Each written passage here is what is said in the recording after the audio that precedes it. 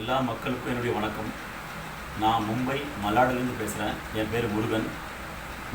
தமிழ் மக்களுக்கு எல்லாருக்குமே ஒரு வேண்டுகோள். நீங்கள் எந்த பகுதியில் இருந்தாலும் சரி, நீங்கள் நல்லபடியாக எந்த ஒரு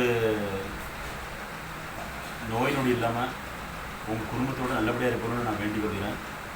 அதோட நீங்கள் இருக்கும் பகுதியில் எந்த ஒரு கரோனா பேஷண்ட்டையும் மாநகராட்சிக்காரங்க சிகிச்சைக்காக அழைத்து சென்றிருந்தால், உங்கள் பகுதியில் இருக்க மக்கள் எல்லாருக்குமே ஒரு வேண்டுகோள்.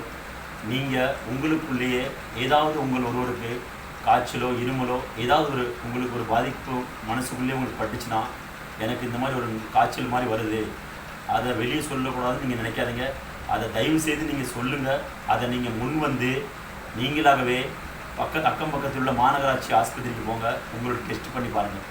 நீங்கள் இதை வெளியே சொன்னால் எல்லோரும் என்னையை பார்த்து கேலி பண்ணுவாங்க, என்னை பார்த்து எதாவது தப்பாக நினைப்பாங்க, எனக்கு கரோனா இருக்குதோ அப்படின்னு நீங்கள் அடுத்தவங்களை எதுவும் சொன்னாலும் அடுத்தவங்க சொல்லுவாங்கன்னு சொல்லி நீங்கள் யோசிக்காதீங்க. தயவு செய்து நீங்கள் முன் வந்து ஆஸ்பத்திரிக்கு போய் உங்களை செக்கப் பண்ணி பார்த்துருங்க.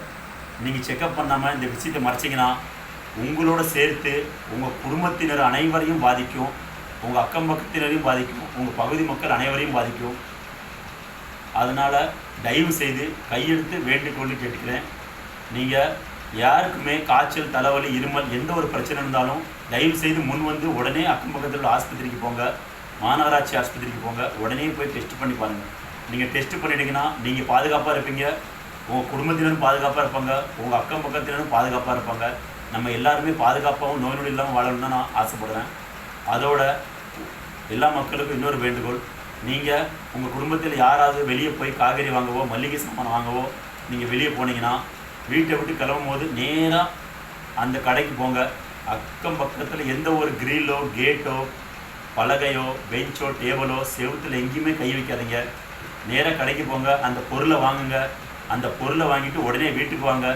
காய்கறி வாங்கிட்டு வந்தீங்கன்னா அந்த காய்கறியை உடனே தண்ணியில் போட்டு அலசி அதனுடைய பேப்பர், டைல் எது இருந்தாலும் உடனே குப்பை தொட்டியில் போடுங்க.